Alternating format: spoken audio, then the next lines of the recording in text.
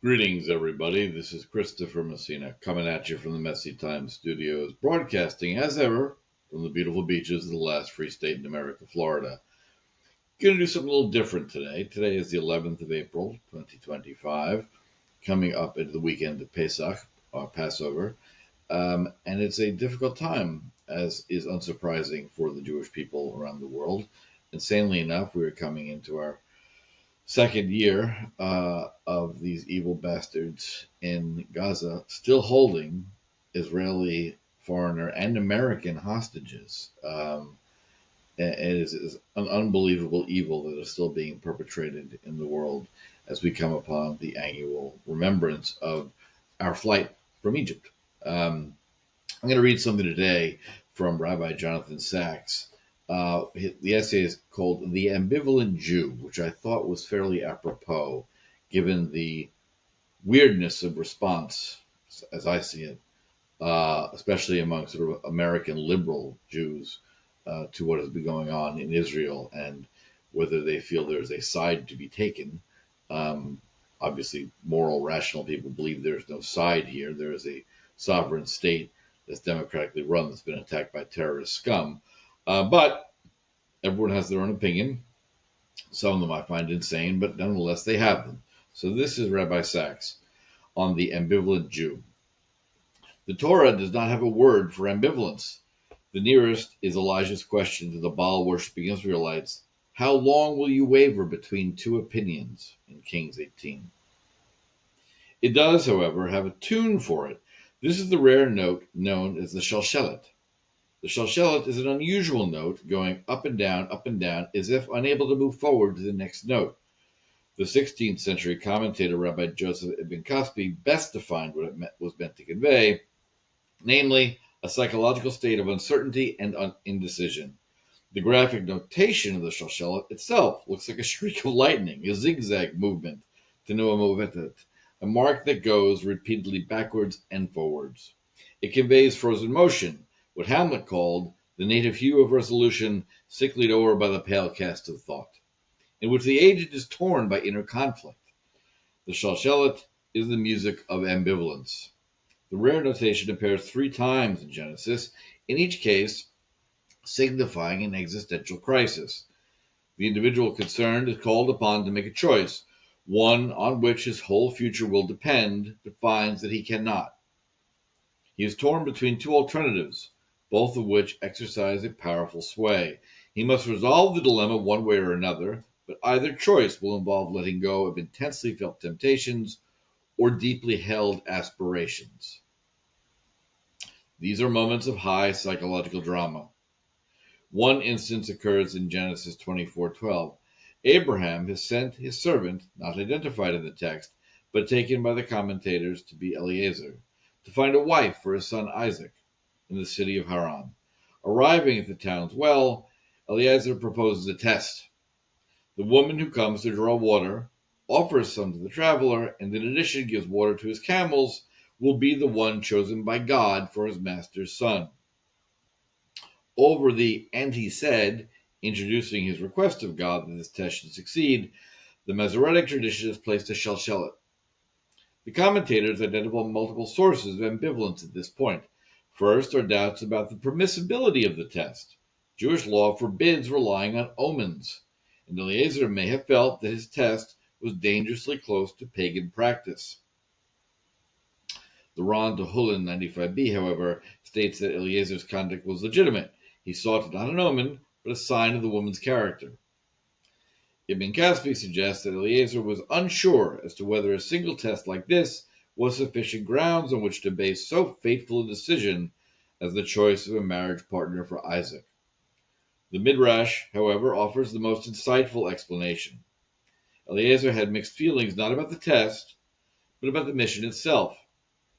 Until that point, says the Midrash, he had been sitting and weighing whether his own daughter was suitable for Isaac. He had hoped, in other words, that one way or another, Abraham's estate would pass to him. There are 2 cues that led the Midrash to this hypothesis. The first is that when Abraham first spoke to God about his childlessness, he said, "O sovereign Lord, what can you give me since I remain childless? and the one who will inherit my estate is Eliezer of Damascus. Eliezer at that time was Abraham's putative heir. The second is that when Abraham charges his servant with the mission to find a wife for his son, Eliezer replies, "Perhaps, Ulai, the woman will not be willing to come back with me to this land." As Ibn Ezra notes, the word Ulai is not neutral. It signifies an emotional involvement in the outcome. One wishes for the eventuality to either come to pass or not come to pass. Eliezer's perhaps may have been an unconscious expression of the fact that with half his mind he wanted the mission to fail. This would have again placed him or his daughter in a position to be Abraham's heir. It was therefore with profoundly mixed feelings that he prayed for the woman who would be God's choice of Isaac's wife to appear. More dramatic still is the case of Joseph.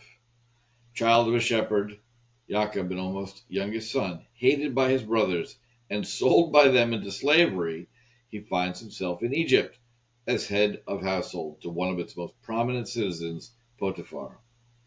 Left alone with his master's wife, he finds himself propositioned by her. Now Joseph was beautiful of form and fair to look upon, and it came to pass that his master's wife cast her eyes upon Joseph, and she said, "Lie with me." The text continues, but he refused. Over this verb, tradition has placed a shalshelet. We can imagine the conflict in Joseph's mind at that moment. On the one hand, his entire moral sense said no. It would be a betrayal of everything his family stood for, their ethic of sexual propriety, and their strong sense of identity as children of the covenant. It would also be, as Joseph himself says, betrayal of Potiphar himself. With me in charge, my master does not concern himself with anything in his house. He has entrusted everything he has to my care. No one is greater in this house than I. My master has withheld nothing from me, but you, because you are his wife. How then could I do such a wicked thing and sin against God? And yet, the temptation must have been intense. He was in an urban civilization of a kind he had not seen before. It was his first experience of bright lights, big city. He was far from home. No one could see him. After all the hostility he had suffered in his childhood, being propositioned by Potiphar's wife must have been flattering as well as seductive. It was a decisive moment. A slave, with no realistic hope of rescue. Was he to become an Egyptian, with all the sexual laissez-faire that implied? Or would he remain faithful to his past, his conscience, his identity? The Talmud gives a graphic description of his inner torment. The image of his father appeared to him in the window and said, "Joseph, your brothers' names are destined to be inscribed in the stones of the high priest's breastplate, and you will be among them. Do you want your name to be erased? Do you want to be called an adulterer?" The Shalshelet is an elegant commentary to Joseph's crise de conscience. In the end, Joseph refuses, but not without deep inner struggle. Which brings us to Parashat Vayera, the first appearance of the Shalshelet in the Torah. Here the conflict is explicit. Two of the angels who had visited Abraham now come to Lot in Sodom. They warn him that the city and its inhabitants are about to be destroyed. He and his family must leave immediately, but Lot delays. The two men said to Lot, "Do you have anyone else here? Sons-in-law, sons or daughters, or anyone else in the city who belongs to you? Get them out of here, for we are going to destroy this place. The outcry to the Lord against his people is so great that God has sent us to destroy it." So Lot went out and spoke to his sons-in-law, who married his daughters. He said, "Hurry and get out of this place, because the Lord is about to destroy the city." But his sons-in-law thought he was joking. With the coming of dawn, the angels urged Lot, saying, "Hurry, take your wife and your two daughters who are here, or you will be swept away when the city is punished." When he hesitated, the men grasped his hand and the hands of his wife and of his two daughters, and led them safely out of the city, for the Lord was merciful to them. Over "he hesitated" is a shalshelet. Lot's hesitation goes to the core of his identity. Earlier, when he and Abraham had agreed to separate to end the quarrel between the herdsmen, Lot looked up and saw that the whole plain of the Jordan was well watered, like the garden of the Lord, like the land of Egypt towards Zoar. So Lot chose for himself the whole plain of the Jordan, and set out toward the east. He chose to make his home in Sodom, despite the fact that, as the Torah notes at that point, its inhabitants were wicked and were sinning greatly against the Lord.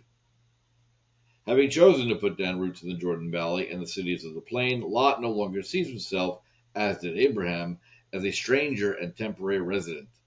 On the contrary, Lot and his family became profoundly assimilated. His daughters marry local men. Lot rises to public position. The sages interpret the phrase at the beginning of the chapter, Lot was sitting in the gateway of the city, as meaning he had just been appointed as a judge. The gate of the city being the place where, in Abrahamic times, the judges and elders sat to resolve disputes. Sodom is where Lot sees himself as belonging, so much so that the visitors have to drag him away physically. Lot's sense of belonging, however, is either naivete or self-deception. The text makes this clear at 3 points. The first is the attempted sexual assault on Lot's visitors. Evidently, the people of Sodom do not take kindly to strangers. This is the first hint that perhaps Lot is also, in their eyes, a stranger.